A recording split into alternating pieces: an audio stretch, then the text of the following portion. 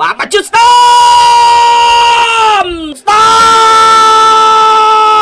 ប្រិមត្តនេះគឺជាជំរឿន11នៃដំបូងបាទរបស់ក្រុមជម្រើសជាតិបញ្ញខេត្តប៉ូទុយហ្គាល់បាទដែលមានអ្នកចាំទីដៃទី1 Diego Costa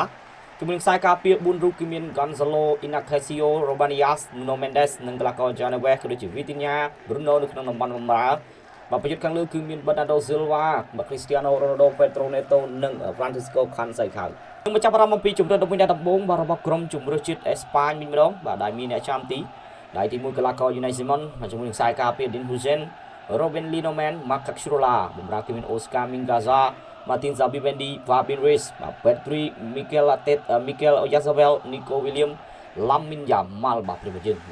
នៅពេលនេះបាល់ត្រៀមកាយចេញពីជើងរបស់ក្រុមជម្រើសជាតិបញ្ញខេត្តប៉ូទុយហ្គាល់បាទ Cristiano Ronaldo កំពុងតែឈរបាទទាត់ទម្លាក់ទៅខាងក្រោមលោកស្រីអ្នកនាងកញ្ញាសូមស្វាគមន៍មកកាន់ការទស្សនាការប្រកួតបាទវគ្គដាច់ព្រាត់ពានរង្វាន់ UEFA Nations League រវាងក្រុមជម្រើសជាតិបញ្ញខេត្តប៉ូទុយហ្គាល់ត្រូវជួបគ្នាជាមួយនឹងក្រុមជម្រើសជាតិបាទគូជុលអេស្ប៉ាញទស្សនាការសម្រុកទៅជាបន្តរបស់អេស្ប៉ាញទម្លាក់ស្ដាំកន្លែងនេះឲ្យឡាមីនលើកចូលឃ្លៀចាញ់ថែមស្ដាំទាត់ស្ដាំចូលមួយតលសូនខ្សែបំរើ Martin Zubimendi រកបានមួយគ្រាប់បើកការនាំមុខទៅលើក្រុមជម្រើសជាតិបញ្ញខេត្តប៉ូទុយហ្គាល់នៅក្នុងនាទីទី21អូហូយនេះគឺជាគ្រាប់បាល់ទី2របស់កីឡាករវ័យក្មេងម្នាក់នេះហើយប្រិយមិត្តយើង Martin Zubimendi ដែលជាកីឡាករទើបតែមានវ័យទើបតែ26ឆ្នាំហើយបងប្អូនយើងកីឡាកររូបនេះមកពីក្លឹប Real Betis បាទអេស៊ីសៃបាទ Real Sociedad យើងមកទស្សនារូបភាពបច្ចេកទេសនៃការបែកកែងទម្លាក់ពី Mikel Oyarzabal ឲ្យ Martin Zubimendi ហើយ Martin Zubimendi ក៏បញ្ជូនទៅឲ្យ Lamine Yamal នៅស្លាបខាងស្ដាំទាញឆ្វេងហើយក៏ចុចចូលកន្លែងនេះគឺជាការឃើញប្រហែសបាទឃ្លាពីសំណាក់ខ្សែការពារ Janeves ហើយក៏ធ្លាក់មកដល់ជើងរបស់ Zubimendi កន្លែងនេះ Robanias ឆ្វេងកែងមកអូហូយដូចបញ្ជូនបាល់មកឲ្យបាទគេសុទ្ធអញ្ចឹងបាទកន្លែងនេះប្រិមិត្តយើងបាទមានការរំខានដែរឬក៏អត់បាទត្រង់ចំណុចនេះគឺ Mikel Oyarzabal បាទ Robanias ហ្នឹងក៏គាត់ដួលហើយក៏ត្រូវបានឈូសពី Janeves មកបាទឲ្យប្រិមិត្តយើងបន្ទាប់ពីបាទពិភាក្សាជាមួយនឹងមន្ត្រី VAR អញ្ញាកដាផ្ដល់គ្រាប់បាល់ឲ្យក្រុមជម្រើសជាតិអេស្ប៉ាញបាទមកជិះ Storm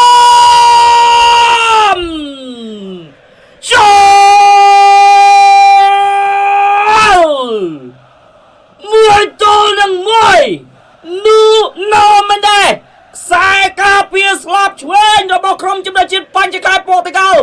បាទមិនទុកឲ្យក្រសបាយរីករាយរបស់ក្រុមជម្រើសជាតិអេស្ប៉ាញហ្នឹងបានយូរទេពោគឺត្រឹមតែបាទ4នាទីបណ្ដោះបាទក៏រកមកគ្រាប់តាមពីក្រោយទៅស្មើឡើងវិញយើងមកទស្សនារូបភាពសារជាថ្មីម្ដងទៀតបាទកន្លែងនេះអាយយបងប្អូនហើយបាទតិចអោសាអីដែរបងប្អូនពូដូមិញ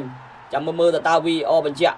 បាទពីចំហរបស់ពូដូនឹងអោសាឬក៏អត់បាទយើងមើលតែភ្នែកទទេនឹងគឺมันអាចបាទបែងចែកបានទេនេះទស្សនារូបភាពមួយជើងស្ដាំជើងឆ្វេងនេះប្រិមិត្តស្អាតណាស់បាទបាល់ចេះសុតចូលមិនសរសើរមិនបានទេ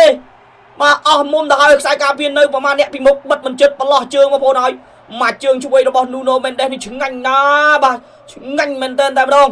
បាទនេះបងប្អូន Unai Simon គួរណាបាល់នេះចូលទេ Unai Simon 83បញ្ជូនសុទ្ធស្ដាំ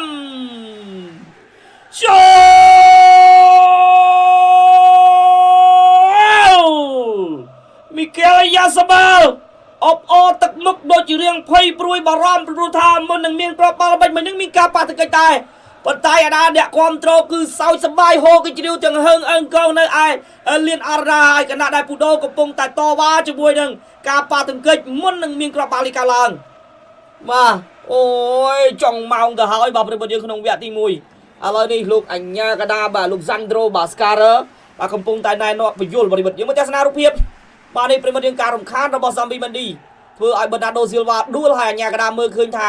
ការប៉ះទង្គិចហ្នឹងមិនបាច់គេហៅថាគ្រប់គ្រាន់នៅក្នុងការឲ្យពិន័យកើតទេណាហើយការបញ្ជូនរបស់ Pedri នេះអស់ទោះបងប្អូនហើយអ្វីដែលសំខាន់គឺការទាត់កាប់ស្ដាំមកត្រឡប់មកវិញពីសំណាក់បាទ Mikel Oyarzabal នឹងគឺបាទច្បាស់ល្អមែនទែនប្រិយមិត្តយើងផុតដៃបាទរបស់បាទ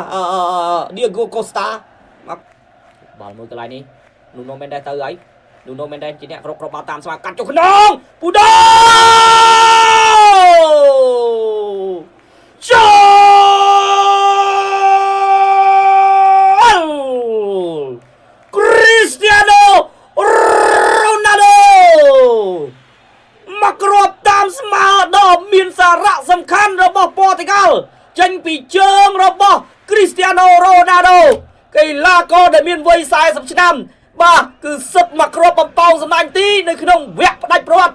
មិនមែនចេះតែមានមនុស្សធ្វើបានទេប្រិយមិត្តយើងមកទស្សនារូបភាពការញាក់បាល់ដ៏ល្អរបស់ Nuno Mendes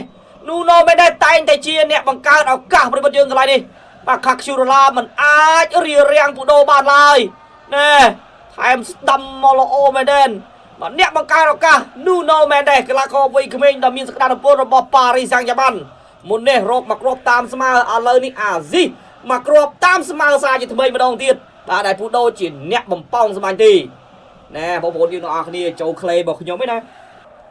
ត្រៀម Gonzalo Ramos ចូលល្អណាស់ Gonzalo Ramos ខ្សែប្រយុទ្ធមកពី Paris Saint-Germain ទើបតែលើកពាន UEFA Champions League ហើយថ្មីឥឡូវនេះទាត់ពេលនាទីមួយគ្រាប់យ៉ាងស្អាតសកត់តារាងបាទនេះដាច់ចកេះផឹងតែម្ដងប្រិយមិត្តយើងលោតទៅស្ដាំហ៎បាទ Cristiano Ronaldo អ្នកមូតាសាMoreno ឬមួយក៏ Costa Moreno លោដូចគ្នាដាច់ចកេះអ្នកចាំទីដូចគ្នា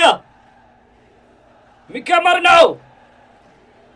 1-1ដកដង្ហើមធំប្រមូលបដុំអារម្មណ៍មកជើងកន្លែងនេះដាច់ចកេះស្អាតណាស់វីទីញ៉ាជីម៉ុនវីទីញ៉ាលុតត្រូវមុំដែរប៉ុន្តែលបឿននៃការសិតរបស់វីទីញ៉ាគឺលឿនល្អណាស់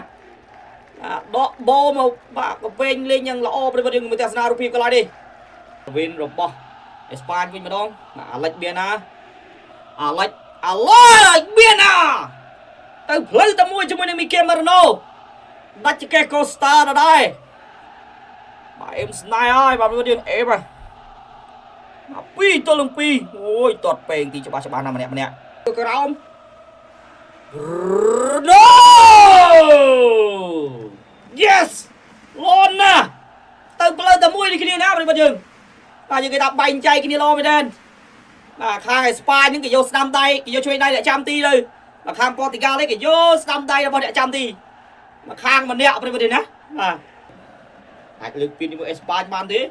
អ៊ីស្កូអូវិញហើយជាមួយនឹងការសង្គ្រោះប៉ុន្តែនៅតែចូលបានអូយបងប្អូនឲ្យប្រិយមិត្តរបស់អេស្ប៉ាញបាញ់ប្រហោងពោះមិនស្ទើរទេបលឹងចុះស៊ីបលិតនៅបឹងតពុនមកហើយបាញ់នោះនេះប្រិយមិត្តទាំងអស់គ្នា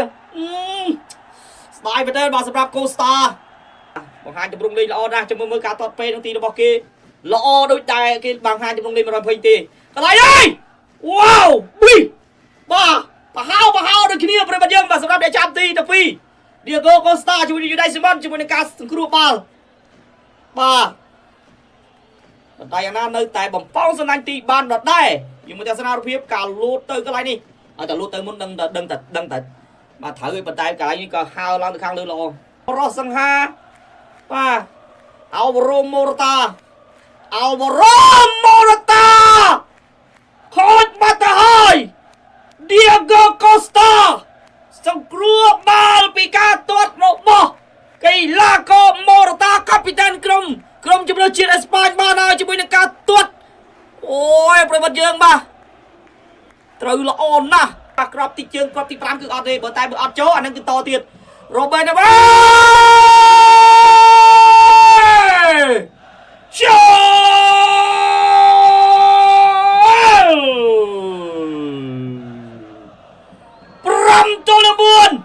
ការកាត់សេចក្តីស្វែងរកអ្នកឈ្នះដោយការទាត់ពេណាល់ទីក្នុងជំនួបរវាងក្រុមជម្រើសជាតិប៉ូទុយហ្គាល់និងអេស្ប៉ាញត្រូវបានរកឃើញហើយក្រុមដែលទទួលបានជ័យជំនះនិងក្លាយជាម្ចាស់ជើងឯកគឺក្រុមជម្រើសជាតិបញ្ចុខែប៉ូទុយហ្គាល់ហើយស្ទាយនៃការកាន់ពានរបស់គាត់គឺគាត់លីម្ខាងយ៉ាងไงពេលវេលាដ៏រីករាយពេលវេលាដ៏រំភើបពេលវេលាដែលរងចាំគឺបានមកដល់ អបអសាទរទៅដល់ក្រុមជម្រើសជាតិប៉ូទុយហ្គាល់ដែលបានក្លាយជាម្ចាស់ជើងឯកពានរង្វាន់ UEFA Nations League រដូវកាលទី4 2024-2025 បាទដែលជាការក្រុងជើងឯកលើកទី2ក្នុងប្រវត្តិសាស្ត្ររបស់ក្រុមជម្រើសជាតិប៉ូទុយហ្គាល់ក៏ដូចជាលើកទី2សម្រាប់ Cristiano Ronaldo